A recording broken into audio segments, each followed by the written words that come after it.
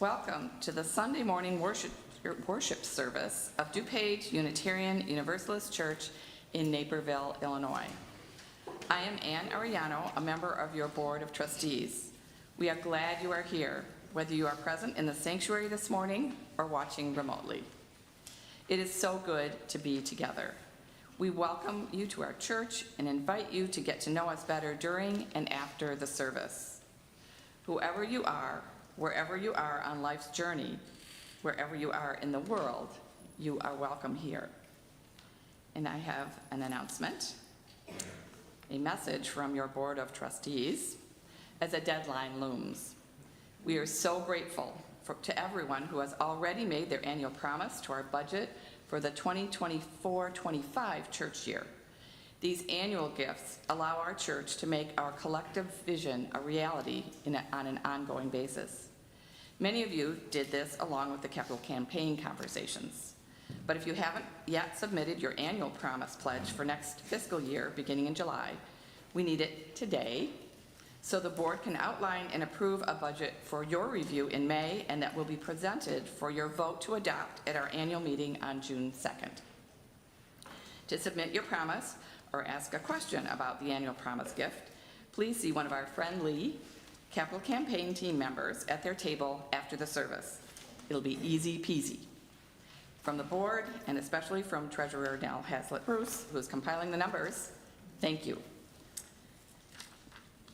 And now, if you are online, I invite you to greet each other through the chat, and if you are present here, I invite you to turn to someone who you did not come with and greet them with a wave and a good morning hello.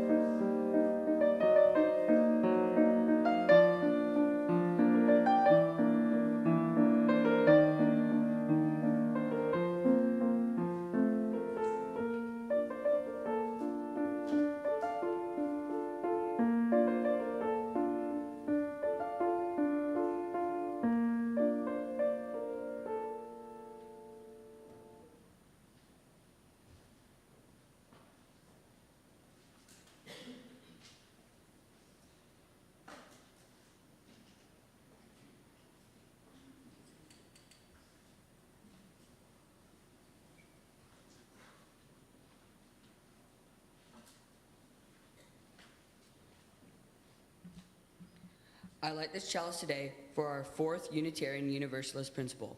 We believe in a free and responsible search for truth and meaning.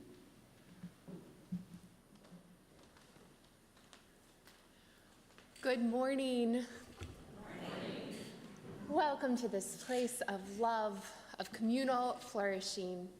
We gather to open our hearts, expand our minds, and to see the sacred within each other. Welcome to our coming of age service. A typical life has four major transitions. Birth and death bookend a lifespan. Both happen at a precise moment, and like them, marriage happens all at once, often in the midst of our culture's most elaborate ritual. But coming of age, the mysterious passage from childhood into adulthood, is fundamentally different.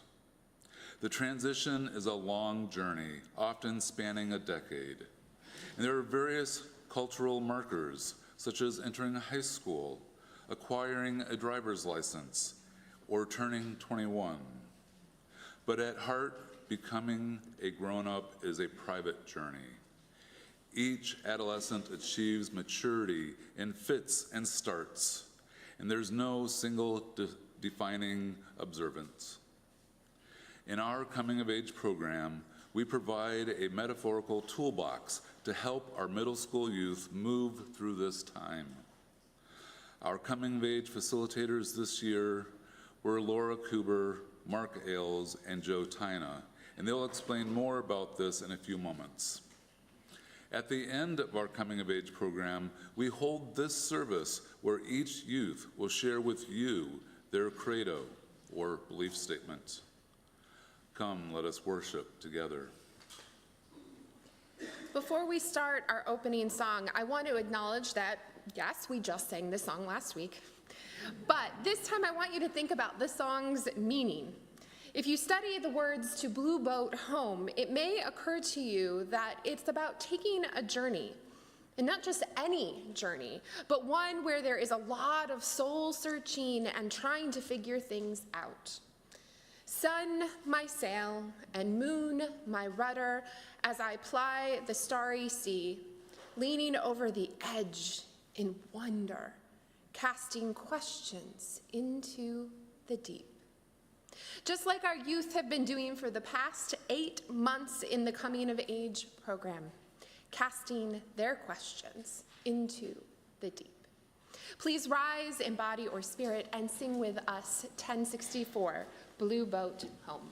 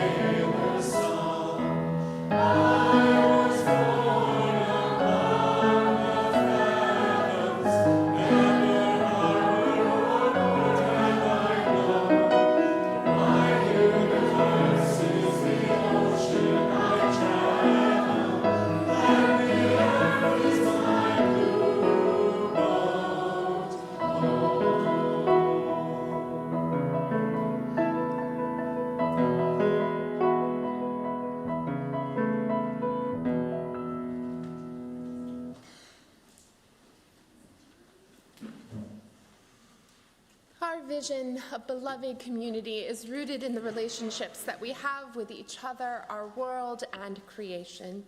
Each week we offer the opportunity to share our joys and concerns aloud. Today's flowers were given by Babs Chalkley in memory of her mother, Crystal, whose birthday is today. Molly Hibbard shares a loss in her life. Her husband, Bill Byrne, passed this past week, and we wrap you in love, Molly. Know that you are held by our community. Whether spoken aloud or held in our hearts, the cares here and those we hold for the greater world, they are held by our community in love. Know that you may speak to me or any of our pastoral ministries associates if you would like to celebrate a joy with us, or if you would like to have someone hold you in your moment of sorrow. Please join me in a moment of silence.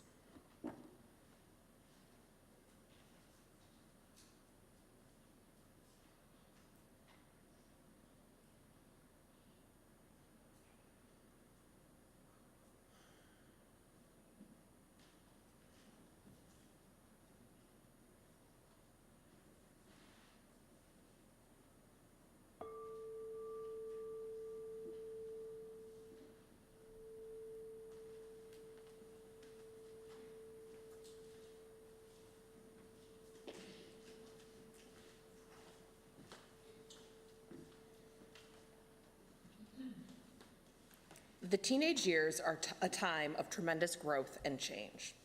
Throughout history, many cultures marked this human passage with rituals, learning, testing, and celebration. Today, some religions honor coming of age with bar bat mitzvahs or confirmations, but by and large, our society ignores the end of childhood, and families are left to make the best of it, often leading to nervous laughs from parents of newly turned teenagers. There's no formal closure to childhood. No teaching or passing on of wisdom, no testing of the youth, and no celebration of the youth's new status. Coming of age can be a life-changing process. It is a very important life transition. We believe that the key to changing lives is developing deep, authentic relationships between people, between youth, facilitators, mentors, parents, and the congregation. And it is time to develop those relationships.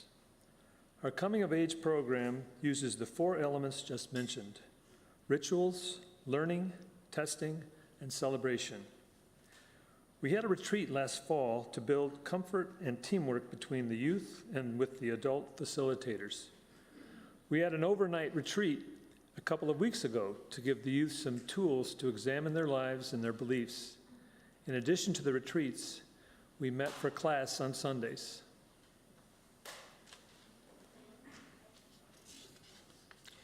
Each week, the class tackled one of the big questions that go into a credo statement. Questions like, what do you believe about God? What happens after we die? How do we live a moral life? And why do bad things happen? And for each big question, the youth captured their ideas in a journal. And then recently, they used that journal to help create their credo statements. Not only do the youth attend retreats and classes, but they are also paired with a mentor. Each mentor was chosen from the congregation, and the mentors met with their youth at least once a month. They socialized and interacted with our youth, as well as helped them think through difficult topics. As a group, the mentors and the youth decided on a service project to do together this year. They are planning to install a little free pantry outside the church next to the sidewalk by the parking lot. To start, they will ask local companies for food donations and will have a bake sale between services today to raise money to purchase the actual little pantry. Once it is going, congregants can add food items to the pantry. The little free pantry will go into a registry so that people will know where to find it. Each mentor took their role seriously, and they dove into the task of helping our youth. This is not an easy job, but it is a very fulfilling one. And it says a lot about these people that they took on this commitment joyfully and wholeheartedly. Our mentors this year are Kristen Tang, Becky Trombley-Freitag, Doug Coker-Cowan, Dave Gorman, and Kat Gilder.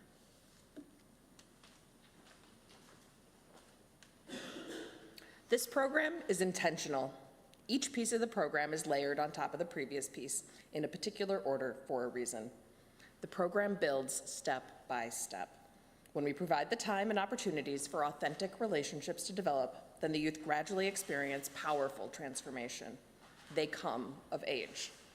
With the help of their families and their church community, they learn who they are and they decide what they stand for. This is how each youth creates their own empowering story. It takes time to change lives. Please rise in body or spirit and join us in singing hymn number 338, I Seek the Spirit of a Child.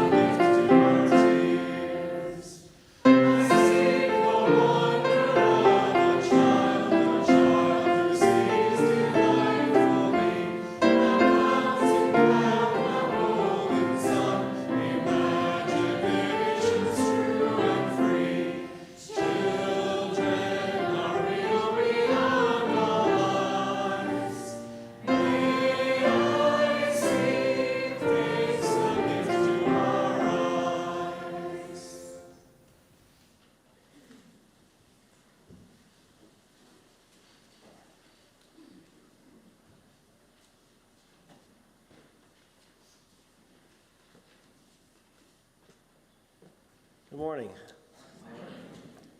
I'm Dave Gorman, and I'm Sasha Rubin's mentor. The following is a reading by Judith E. Meyer. In the transition we call coming of age, we see the child trying to hold onto the true self and actively creating, at the same time, the self who will become the adult. Everything is in flux, and it will be for a while. But there is something that comes from taking all the energy, chaos, and flux and shaping it into a statement, a service, and a celebration that will go with them as they grow. Something that says that being whole is a collaborative act, requiring us to hold on to our true selves and also to each other.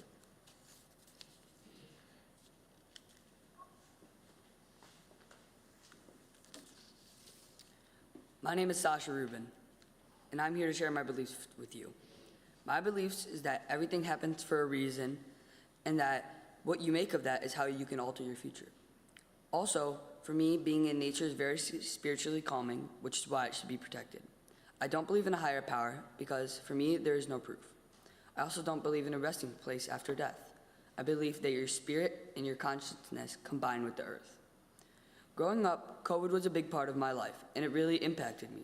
I remember when I came home from school, and my mom told me we would be doing school from home. At first, I didn't realize what it meant, but now looking back on it, I can see that it happened for a reason, and actually made me realize how much I value human contact. In some cases, with my friend Landon, it made our bond greater, but with other friends that I only saw at school, all went away for that year and a half.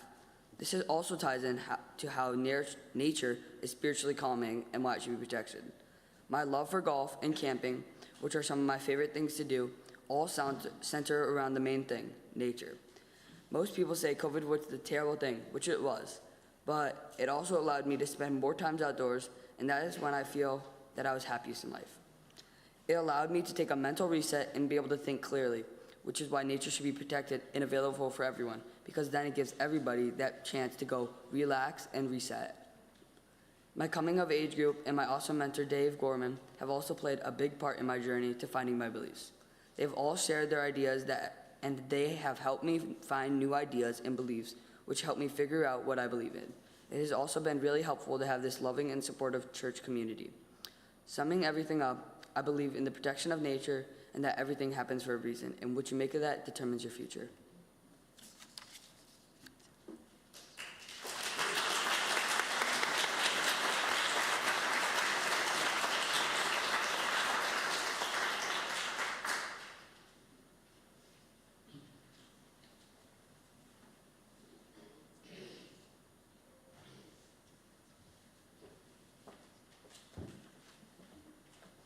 Good morning.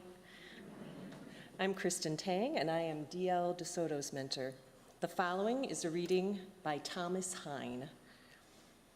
Our beliefs about teenagers are deeply contradictory. They should be free to be themselves. They need many years of training and study. They know more about the future than adults do. They know hardly anything at all. They ought to know the value of $1. They should be protected from the world of work. They are frail, vulnerable creatures. They are children. They are the death of culture. They are the hope of us all. We love the idea of youth, but are prone to panic about the young. The very qualities that adults find exciting and attractive about teenagers are entangled with those we find terrifying. Their energy threatens anarchy.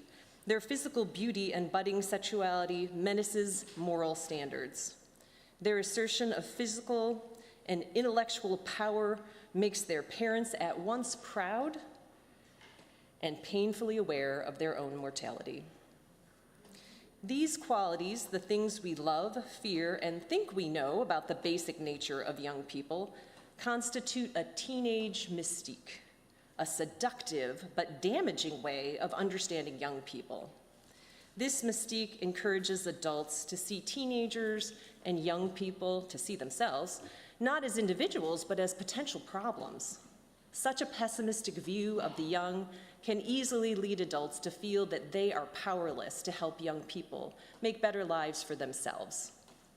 Thus, the teenage mystique can serve as an excuse for elders to neglect the coming generation and ultimately to see their worst fears realized.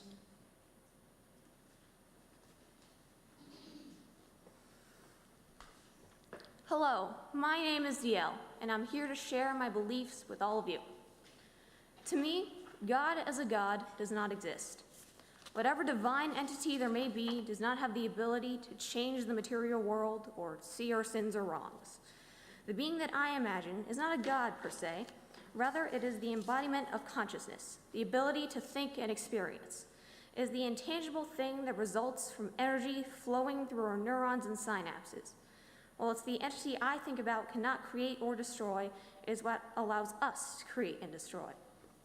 Humans are responsible for their own actions. However, I do think that we have an obligation to, at the very least, not make the lives of others worse, whether that be fellow humans or the ecosystem that we live in.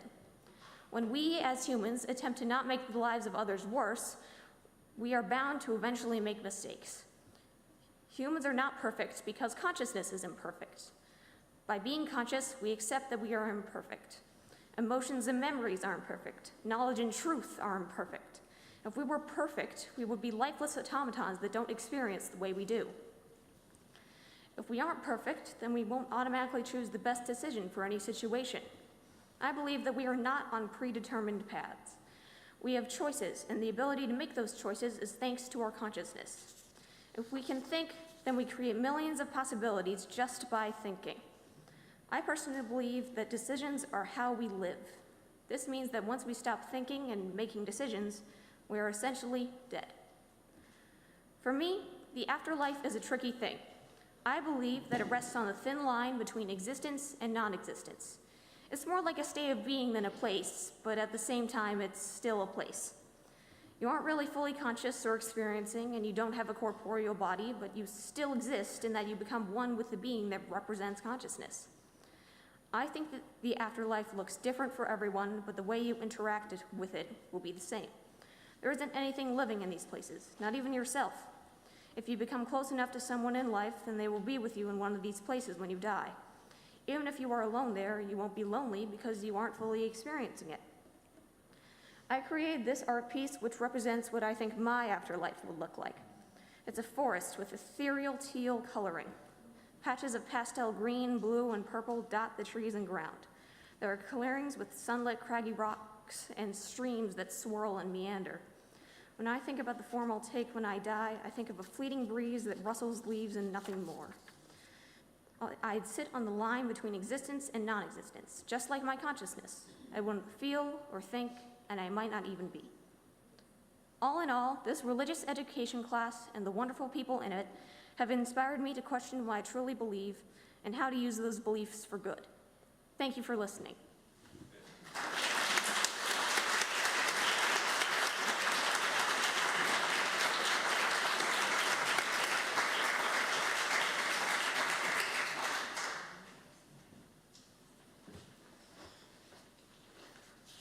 I'm Becky Trombley-Freitag, and I'm Ellie Hobbs's mentor.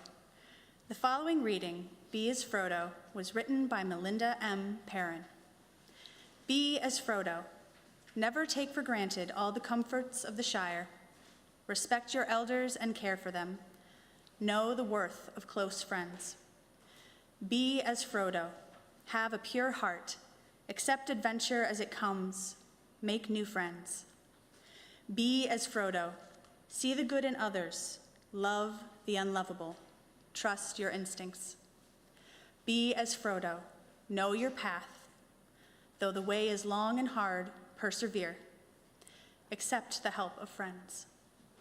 Be as Frodo. Be unselfish. Work for the good. Be a good friend. Be as Frodo. Know that you may have to go on alone. When there is no hope, believe in yourself. Fight against evil. Be as Frodo, and failing that, be as Sam. Hello, my name is Ellie Hobbs, and this is my credo statement. So when I first started this class, I didn't really have a good idea of what I believed in. I never really had the chance to really think about it. When they posed the question of God, I don't think there is some old guy with a white beard watching over you at all times, seeing if you'll go to heaven or hell. I also don't believe in heaven or hell, and that kind of sucks, because all we want to do is float around in the clouds all day in white robes. But the reason I don't believe in this is because there's no real proof that this guy is real. I think there's a force, or some kind of energy that connects us, kind of like an invisible string tied to each one of us. When they asked the question about the afterlife, I had to think about it a lot. It's a tough question and kind of mind-boggling. I don't have a perfect answer right now, and I don't think I ever will. I think I have a pretty good idea, though. I think that after we die, we just kind of go into an endless sleep and never wake up. I know that sounds kind of dark, but it would be peaceful and serene. But I don't think the energy inside us can be destroyed and just poof out of existence. It's got to go somewhere. I think that the energy goes back into the earth and continues the cycle of life. One of my favorite movie quotes of all time is, "All energy is only borrowed, and one day must be given back." That quote just really stuck with me. One of the activities was to write down a list of our beliefs, and these are a few of mine. All people can live how they want, and we all have equal rights. All life matters, animal or human. You can express your identity how you like, and you can express your spirituality how you like. That's just a few of mine, and I think that sums most of it all up, but there is so much more that I need to continue, learn, and grow. Lastly, I would like to thank my amazing mentor, Bucky, and all my teachers that helped me along this journey.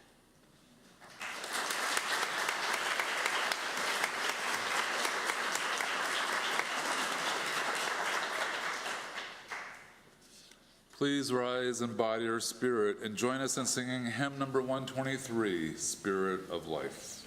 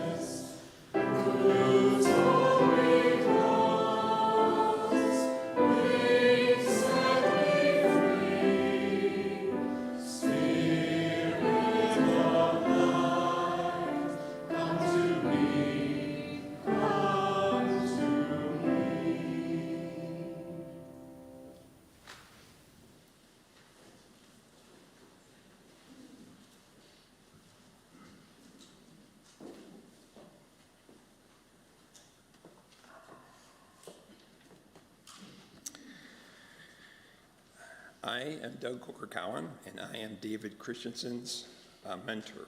The following reading is by Lynn M. Aquafondata.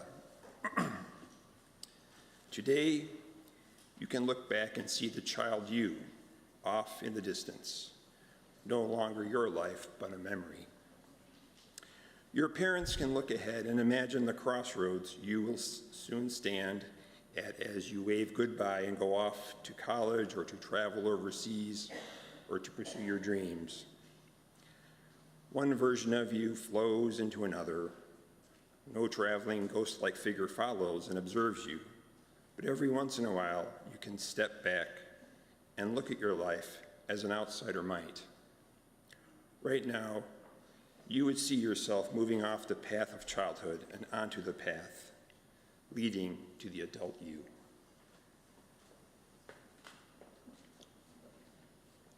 I am David Christensen, and one thing that I believe to be true is that the universe was made with science. I'm not entirely sure what this could be, maybe the Big Bang, but it could be almost anything. However, I think the idea of there just being some God seems unrealistic. That being said, I do not believe in any God.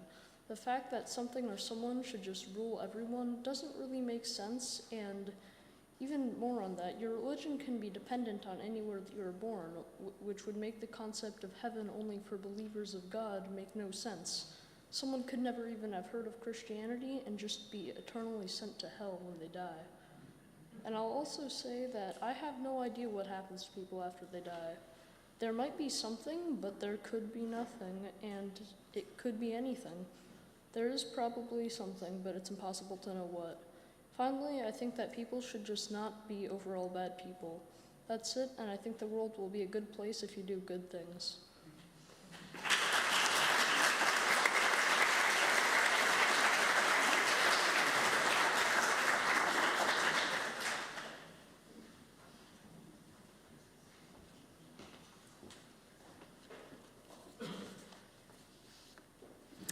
I'm Kat Gelder, and I am Amelia Martinson's mentor. The following reading is by Hannah Wells. Do you remember that moment in your early teens when the adults whom you grew up around really saw that glimmer in you of what was to come? Or when you first did something that impressed the adults around you and it gave you the first taste of what it feels like to be acknowledged as a person, regardless of your age? This is a moment of coming of age, when you become aware of the extent of your own worth and dignity as a human being by way of the world simply noticing you. Coming of age, it's part of coming to our full humanity, of claiming our promise.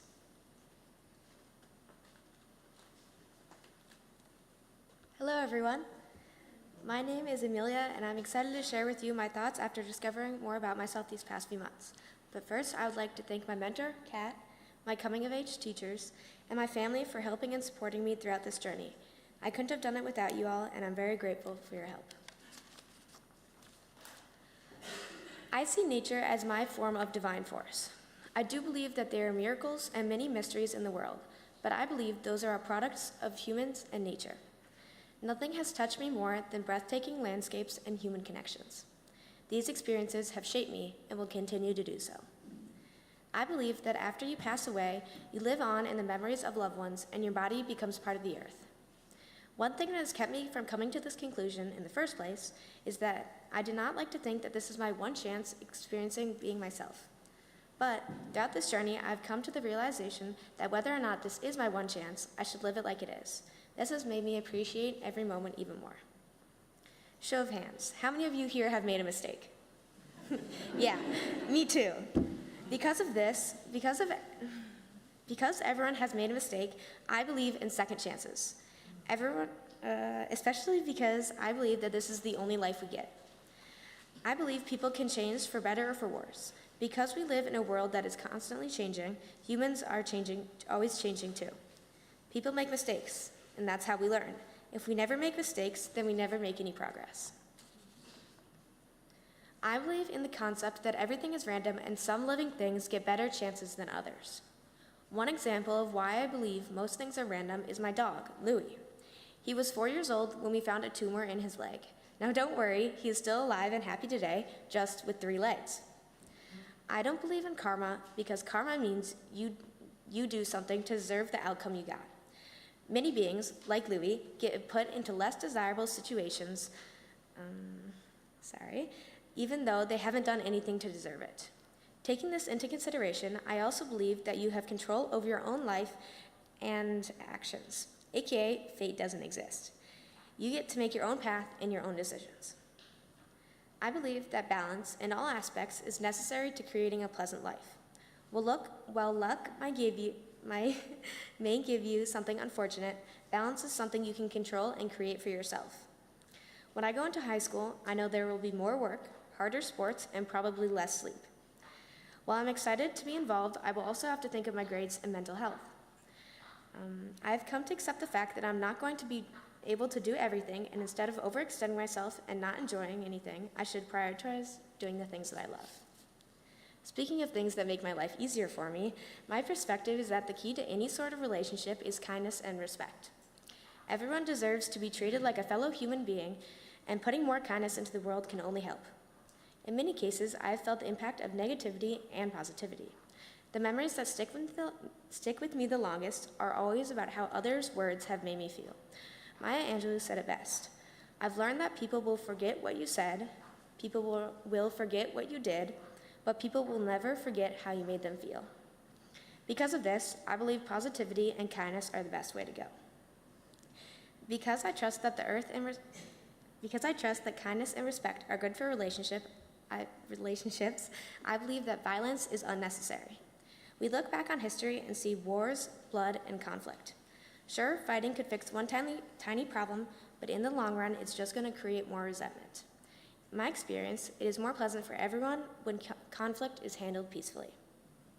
Because I see the earth as a divine force, I believe that humans have a duty to take care of the earth, even more now with all the damage that we are doing. I think that it is truly amazing all the buildings and products we can create.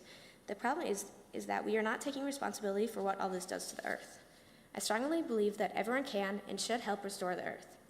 The way I see it, if we can manage to mess up this gift so badly, then we should 100% take measures to try and fix it. Time in the woods has helped me realize how much the earth means to me and how much I'm willing to sacrifice for it. Some small things that I can do are take shorter showers, carpool as often as possible, and reuse plastic bags.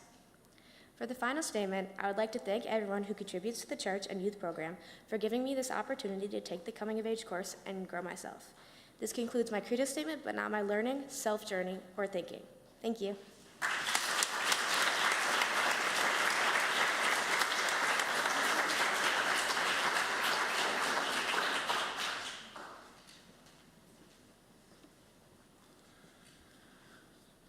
Giving of our treasure is how we reciprocate the many gifts we are given by this community. Your contribution supports the programs and operations of DuPage UU Church. Giving is also how we live our values in the world. Each month, we share our offerings with an organization nominated by the congregation and selected by the special offering team. The April special collection will benefit Hope Fair Housing, nominated by DUC member Barbara Roos. Based in Wheaton, Illinois, Hope serves over 30 counties in northern and north central Illinois to create greater housing opportunities so that everyone has a chance to live in the community, home, apartment of their choice, free from discrimination. Hope accomplishes this through education, outreach, enforcement, training, and advocacy.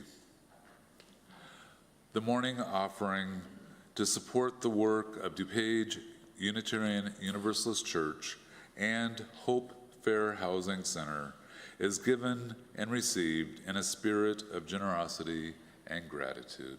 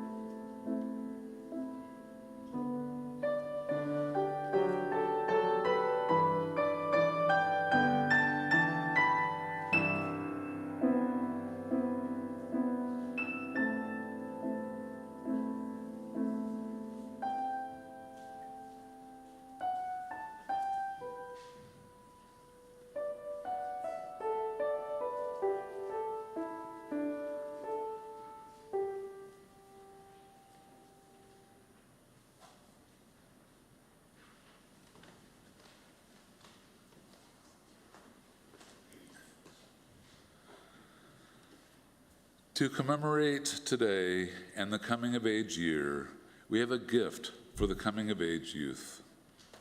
Each youth will receive a chalice necklace, which will give the youth a chance to show others a little bit about them, and when asked about what the symbol means, they have the opportunity to share some of their beliefs and to practice their UU elevator speech. I will call each coming-of-age youth and their mentor to come forward, and Reverend Mandy will give the necklace to the mentor to place on the youth. Ellie Hobbs and their mentor, Becky Trombley-Freitag.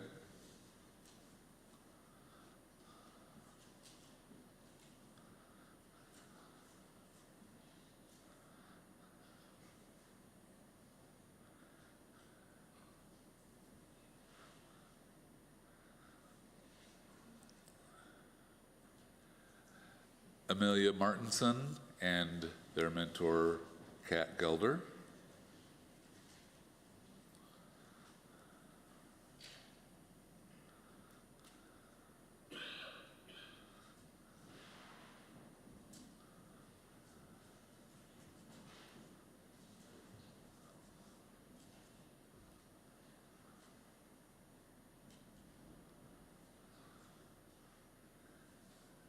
David Christensen and his mentor, Doug Coker Cohen.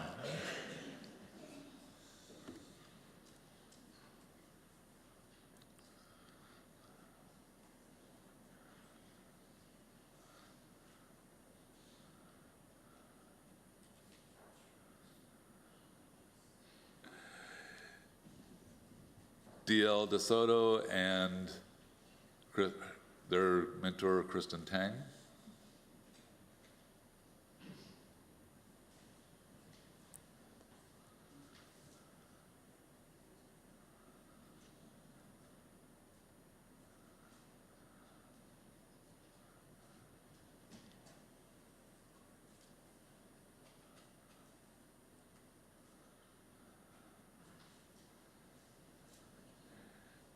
And Sasha Rubin and his mentor, Dave Gorman.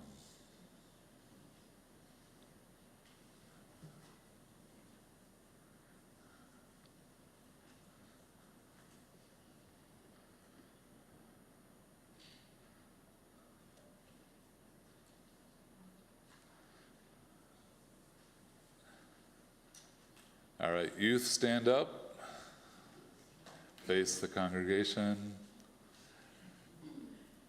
Mentors, join them, and let's congratulate them.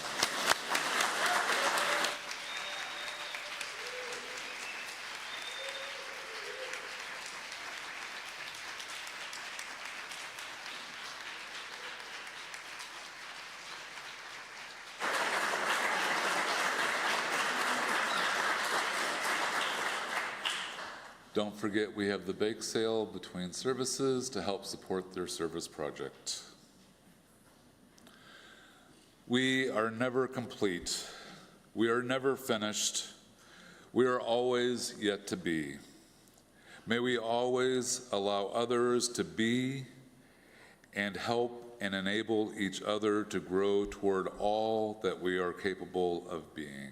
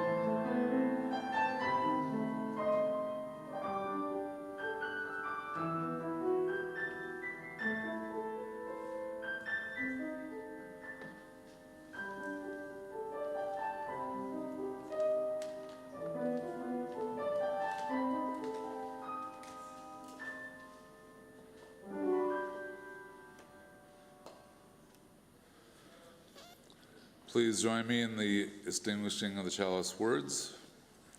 We extinguish the light of this chalice, but not the light in our hearts.